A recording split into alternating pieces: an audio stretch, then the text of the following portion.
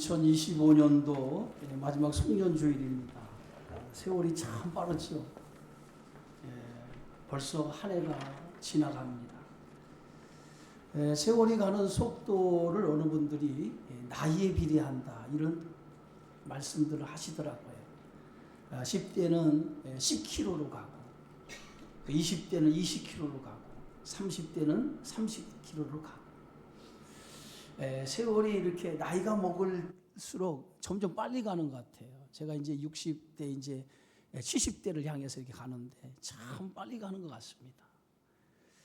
오늘 본문에 보면 모세의 기도예요. 모세 유일하게 시편 그 150편 가운데 모세가 딱 한 편의 시를 썼는데 그게 오늘 시편 90편입니다.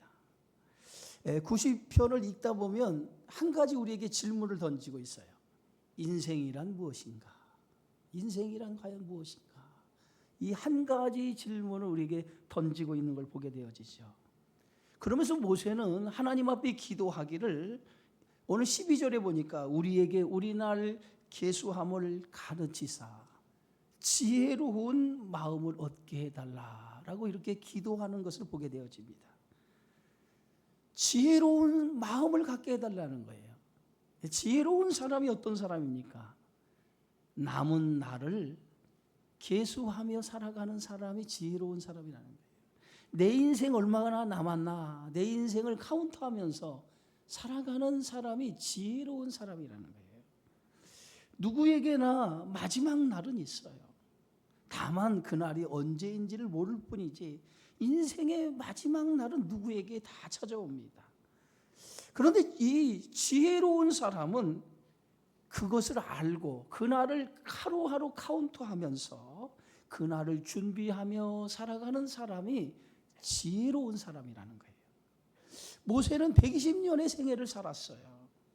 성경은 모세가 죽을 때의 모습을 이렇게 기록하고 있습니다. 신명기 34장 7절에 보니까 모세가 죽을 때 나이가 120세였으니 그의 눈이 흐리지 아니하고 기력이 쇠하지 아니하였더라. 120세의 생애를 살았는데도 불구하고 모세가 죽을 때 기력이 쇠하지 아니했다는 거예요. 눈이 흐리지 않았다는 거예요. 죽을 때까지 강건했다는 거예요. 그러나 모세는 죽을 때 이렇게까지 강건했지만은 그는 평생에 이루고자 하는 꿈을 이루지 못하고 죽었어요. 가나안 땅을 밟지 못하고 죽었어요. 여러분, 모세가 가나안 땅을 밟고자 하는 그 열망은 누구보다도 뜨거웠어요. 간절했어요. 그런데 모세가 가나안 땅을 밟지 못한 것은 우리가 잘 아는 것처럼 무리바 물사건 때문에 가나안 땅을 밟지 못했습니다. 이스라엘 백성이 광야 40년에 마감되어졌을 때 가데스 바네아라고 하는 곳에 도착을 하죠. 근데 그곳에 도착을 하자 물이 없었어요. 물이 없었어요. 그러니까 이스라엘 백성들이 물이 없자 모세와 아론을 원망하기 시작을 합니다.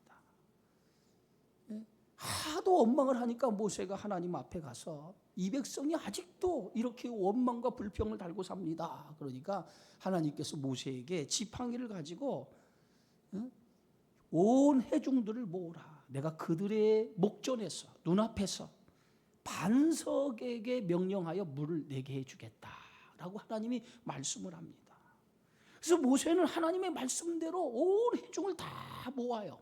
모아서 이스라엘 백성들이 보는 앞에서 지팡이를 손에 잡고 그 지팡이를 반석을 2번 치기 시작합니다. 분명히 하나님께서 반석을 명하여 물을 내라 말씀을 했는데 모세는 이스라엘 백성들의 그 원망과 불평에 화를 참지 못하고 그만 반석을 2번 치고 말았던 거예요. 결국은 그 사건 하나가 하나님의 거룩함을 드러내지 못하고 믿음을 보이지 못하는 행위가 되었다는 거예요. 오늘 민수기 20장 12절에 오늘 성경은 이렇게 말합니다. 여호와께서 모세와 아론에게 이르시되 너희가 나를 믿지 아니하고 이스라엘 자손의 목전에서 내 거룩함을 나타내지 아니한 고로 너희는 이 회중을 내가 그들에게 준 땅으로 인도하여 드리지 못하리라. 결국 이 하나의 사건 때문에 모세는 그 꿈에 그리던 자신이 가나안 땅을 밟고자 하는 그 소원을 이루지 못한 채 그가 숨을 거두고 말지요. 그러나 하나님께서는 모세로 하여금 가나안 땅을 밟지 못하게 했지만은, 그러나 모세의 마지막 숨을 거두는 장소가 어디입니까? 느보산, 비스가 산 꼭대기였어요. 모압 평지에서 가나안 땅이 내려다 보이는 그 비스가 산 꼭대기에서 가나안 땅을 내려다 보고, 그리고 그 자리에서 그는 눈을 감고 세상을 떠나게 됩니다. 모세의 인생을 한번 들여다보면 모세의 인생은 참 굴곡진 인생을 살았어요.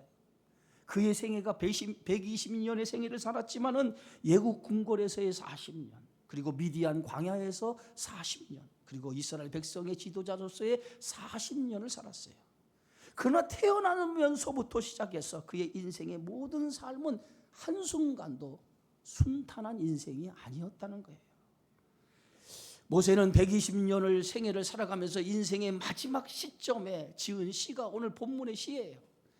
그는 1절에서 이렇게 고백합니다. 주여, 주는 대대 우리의 거처가 되셨나이다. 거처라는 게 뭐예요? 거할 집. 주님이, 하나님이 나의 거할 집이 되셨다는 거예요.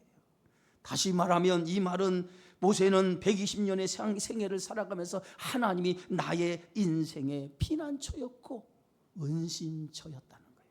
내가 살아가는 동안 수많은 어려움을 당하고 수많은 그런 굴곡진 인생을 살았는데, 그 굴곡진 인생 속에서 하나님이 나의 집이 되었고 나의 피난처가 됐고 나의 은신처였다 라고 고백하고 있어요.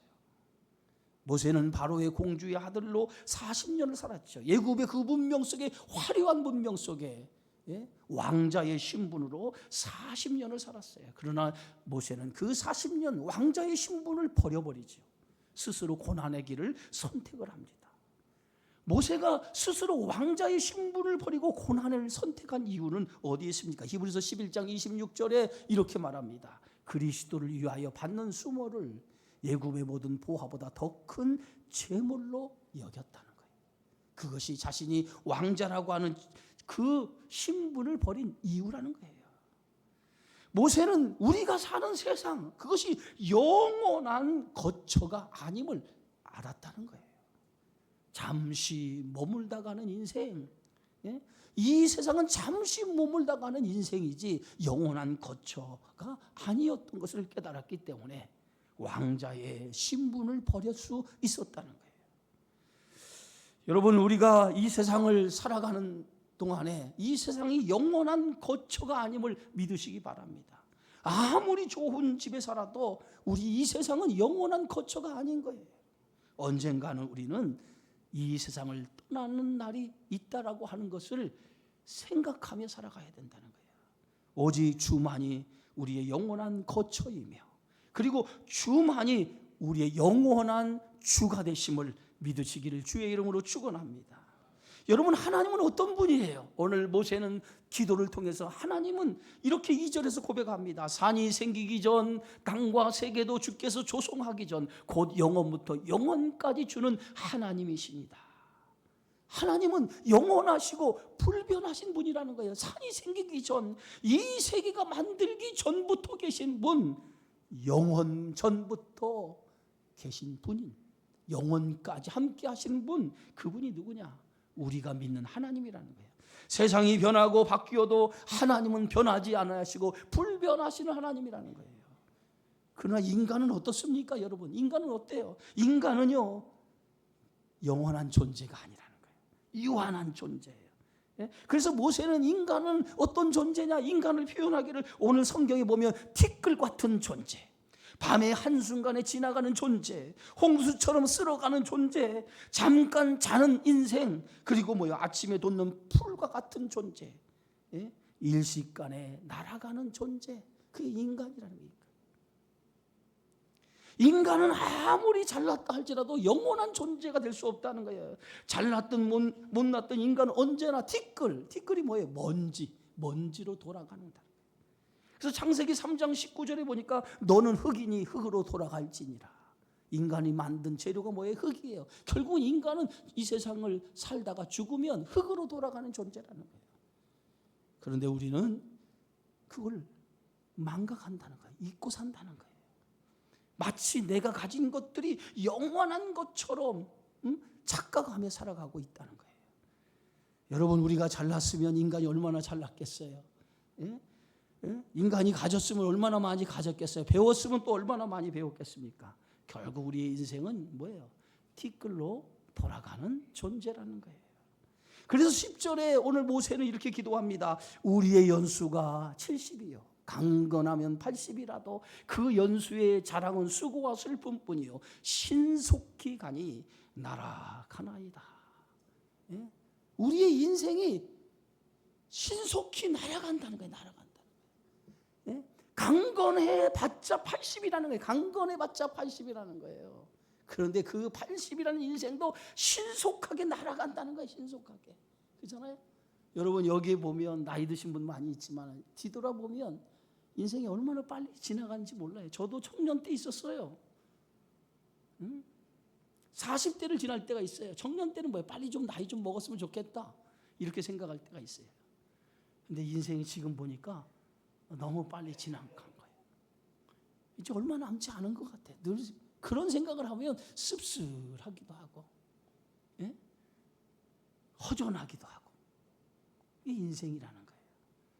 여러분, 기대 수명이라는 게 있죠. 기대. 내가 어느 정도 살 것인가. 기대 수명이 있어요. 유엔 보고 자료에 의하면 2025년도 기대 수명이 대한민국이 세계 5위입니다. 5위. 기대 수명이 상당히 높다는 거예요. 세계 5위라는 거예요. 1위가 모나코라예요. 86.6세. 2위는 산마리노라고 하는 곳인데 85.8세. 그리고 3위가 홍콩입니다. 85.6세. 4위가 일본인데 84.8세. 한국은 84.4세예요. 그게 5위입니다. 지금 태어난 아이를 기준으로 기대 수명을 재보니까 남자는 81.3세를 산대요. 남자들. 근데 여자는 87.3세를 산다고 합니다. 그러니까 여자가 훨씬 수명이 높아요. 6년 정도 더 높아요. 그러니까 6살 연상하고 남자는 살아도 같이 죽어요. 기대 수명이에요. 기대 수명. 그러니까 앞으로는 뭐예요? 더 오래 살 거예요. 더 오래 살 거예요. 그런데 아무리 오래 살아도 결국 인간은 뭐예요? 유한한 인생이에요. 유한한 인생. 유한한 인생. 인간은 80세를 넘어도 언젠가는 죽잖아요. 그러나 이 80년 생애를 살았던 우리 권사님들한테 물어보세요. 내가 언제 이렇게 나이 먹었는지 몰라겠어. 벌써 내 나이가 90이 가까이 돼서 내가 언제 이렇게 나이가 됐지? 마음은 소년데 나이가 그렇게 된 거예요. 그렇잖아요? 인생이에요. 그래서 오늘 얼마나 인생이 빠르면 오늘 9절에 이렇게 말합니다. 우리의 모든 날이 주의 분노 중에 지나가며 우리의 평생이 순식간에 다하였나이다. 그만큼 인생이 빠르다는 거예요. 그래서 우리의 인생이 뭐냐? 우리가 살아가는 삶이 뭐냐? 솔로몬의 인생을 한마디로 이렇게 표현했잖아요. 전도서 1장 2절에 보니까 헛되고 헛되며 헛되고 헛되니 모든 것이 헛되다. 솔로몬이 자기 인생을 노년에 한마디로 정리를 했어요. 그 정리한 책이 전도서인데 전도서 첫머리에 인생을 내가 살아봤더니 모든 부귀를 다 누려봤더니 인생을 한마디로 정의하는데 헛된 것이 인생이다. 뭐 세상을 누려보지 않은 사람이 그 얘기하면은 아유 너는 세상을 누려보지 않으니까 그렇게 할 수 있지. 근데 솔로몬은 뭐야? 부귀영화를 다 누려본 사람 아니에요? 다 누려보고 나서 쓰잘데없는 것이 인생이다. 이렇게 전도서에서 고백합니다. 그런데 이처럼 인생이 헛되고 헛된 것이지만은 우리가 기억하고 살아야 될 것이 있다는 거예요. 그게 뭐예요? 오늘 전도서 12장, 오늘 전도서 마지막 장에 솔로몬은 마지막 결론처럼 이렇게 얘기해요. 너는 청년의 때에 너의 창조주를 기억하며 살아가라. 우리가 이 생애를 살아가는 동안에 인생은 헛되지만은 그러나 이 육신이 주어지는 날 동안에 창조주 하나님을 기억하고 살아가라는 거예요. 그게 전도서의 결론입니다. 왜 우리가 창조주 하나님을 기억하고 살아가야 됩니까? 우리가 살아왔던 모든 셈이, 우리가 살아왔던 모든 생애를 그것으로 끝나는 것이 아니라 마지막 날 주님이 결산할 때가 있다는 거예요. 결산할 때가. 그 비유가 어디 있습니까? 마태복음 25장에 보면 달란트의 비유에서 나와요. 주인이 먼 타국으로 떠나가기 전 종들을 불러다놔요. 불러다가 재능에 따라 각각 달란트를 주기 시작합니다. 한 종에게는 5달란트, 또 한 종에는 2달란트, 또 한 종에 1달란트를 줍니다. 그리고 이제 주인은 먼 타국으로 여행을 가고 이 달란트를 받은 종들은 그것을 가지고 장사하기 시작합니다. 5달란트 받은 종은 그 5달란트를 가지고 장사를 해서 5달란트 더 남겼어요. 그리고 10달란트를 가지고 있었어요. 2달란트 받은 종도 열심히 장사해 2달란트를 더 남겼습니다. 그런데 1달란트 받은 종은 1달란트를 받은 그대로 땅에 묻어두었어요. 그리고 오랜 후에 먼 타국으로 떠났던 주인이 돌아옵니다. 돌아와서 종들을 다 부르죠. 그리고 결산을 합니다. 내가 떠날 때 너에게 5달란트를 주고 2달란트 주고 1달란트 주었는데 그것을 결산하자라고 종들을 불러요. 그러니 5달란트 받은 종이 5달란트를 남겨서 10달란트 주인에게 돌려줍니다. 그리고 2달란트 받은 종도 2달란트를 더 남겨서 4달란트를 주인에게 돌려줘요. 그랬더니 주인이 그들에게 착하고 충성된 종아 잘하였다다. 내가 너에게 많은 것을 적은 일에 충성하였으니 많은 일을 맡기리라. 내 주인의 즐거움에 참여할지어다 라고 그 종들을 축복해 줍니다. 그러나 1달란트 받은 종은 1달란트를 그대로 주인에게 돌려줄 때 주인으로부터 뭐예요? 악하고 게으른 종이라고 책망을 받아요. 결국은 이 비유에서 주는 교훈이 뭐예요? 언젠가는 하나님 앞에 결산할 때가 있다는, 결산할 때. 그 결산할 때 두 종류로 나눈다는 거예요. 착하고 충성된 종이라고 하는 칭찬을 듣는 종과 악하고 게으른 종이라고 하는 책망을 듣는 종으로 나눠진다는 거예요. 죽음으로 끝나는 존재가 아니라 하나님 앞에 언젠가 서서 우리의 인생을 결산할 때가 있다라고 하는 것을 기억하며 살아가야 된다는 거예요. 그러면서 오늘 로마서 5장 10절에 이렇게 말합니다. 이는 우리가 다 반드시 그리스도의 심판대 앞에 나타나게 되어 각각 선악간에 그 몸으로 행한 것을 따라 받으려 함이라. 하나님의 심판대 앞에 쓸 때가 있다는 거예요. 그래서 모세는 이렇게 기도하죠. 우리에게 지혜로운 마음을 얻게 주옵소서. 지혜로운 마음을 얻게 해달라는 거예요. 이 지혜로운 마음이 뭐예요? 지혜로운 마음은 얼마나 우리의 인생이 유한한 인생인지 그것을 잊지 않고 살아가게 해달라고. 언젠가는 하나님 앞에 결산할 때가 있음을 알고 내 인생을 카운터하며 내 인생이 얼마나 유한한 인생인지를 기억하며 살아가는 인생이 되게 하여 주시옵소서. 그런 지혜를 나에게 주옵소서 라고 모세가 기도하고 있다는 거예요. 누가복음 12장에 보면 어리석은 부자의 비유가 나옵니다. 이 부자는 밭의 소출을 풍성하게 거두어서 더 이상 소출을 쌓을 곳이 없어 생각하다가 더 많은 소출을 쌓기 위해서 창고를 헐고 더 큰 창고를 짓기 시작을 합니다. 그리고 창고에다가 소출을 얻은 곡식을 다 쌓아둬요. 창고에 가득가득 곡식을 쌓아두고 이제 내가 여러 해 쓸 물건을 많이 창고에 쌓아두었으니 이제부터는 평안히 쉬고 먹고 즐기며 내가 살아가자라고 속으로 생각을 했어요. 그런데 오늘 성경에 보니까 누가복음 12장 20절에 하나님께서 그 어리석은 자에게 이렇게 말합니다. 오늘 밤에 내 영혼을 도로 찾으리니 그러면 내 준비한 것이 누구의 것이 되겠느냐. 네가 그렇게 많이 쌓아놓은 것이 오늘 밤에 내 영혼을 데리고 가면 그것이 누구의 것이 되겠느냐는 거예요. 그러면서 성경은 이 부자를 향해서 한 가지 이렇게 말씀합니다. 누가복음 12장 21절에 보니까 자기를 위하여 재물을 쌓아두고 하나님께 대하여 부요하지 못한 자가 이와 같으니라. 여러분, 이 말씀은 대단히 우리에게 교훈을 주는 말씀이에요. 이 부자가 평생 살아가면서 이 부자는 자기만을 위한 인생을 살았다는 거예요. 죽음을 준비하지 않았다는 거예요. 만약 이 부자가 자신이 죽는 날을 계수하며 살았다라고 하면 이 부자는 이렇게 살지 않았을 거예요. 자신의 죽는 날을 카운트하지 않고 살았기 때문에 이 부자는 자기만을 위한 삶을, 영원히 사는 것처럼 자기만을 위한 삶을 살았던 것이에요. 여러분, 우리는 언젠가 주님 앞에 가는 날이 있어요. 우리가 미래를 위해서 보험을 들고 저축하는 것처럼 우리 믿음의 성도는 주님 앞에 갈 날을 준비하며 살아가는 그러한 인생이 우리 그리스도인인 줄 믿으시기 바랍니다. 고린도후서 5장 1절에 보면 만일 땅에 있는 장막집이 무너지면 하나님께서 지으신 집 곧 손으로 지은 것이 아니요 하늘에 있는 영원한 집이 우리에게 있는 줄 아느니라. 우리가 이 땅의 장막집이 무너지면 영원한 집으로 가게 되어진다는 거예요. 예? 그래서 예수님은 마태복음 16장에 이렇게 말합니다. 너희를 위하여 보물을 땅에 쌓아두지 말라. 거기는 좀과 동록이 해하며 도둑이 구멍을 뚫고 도둑질하느니라. 오직 너희를 위하여 보물을 하늘에 쌓아두라.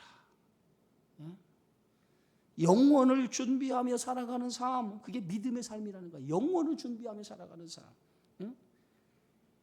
여러분, 영원을 준비하며 살아가고 있습니까? 한 해 한 해가 지나가면서 세상의 것을 많이 쌓아놓으려고 하는 인생이 아니라 영원을 준비하며 살아가는 삶을 살아가고 있다.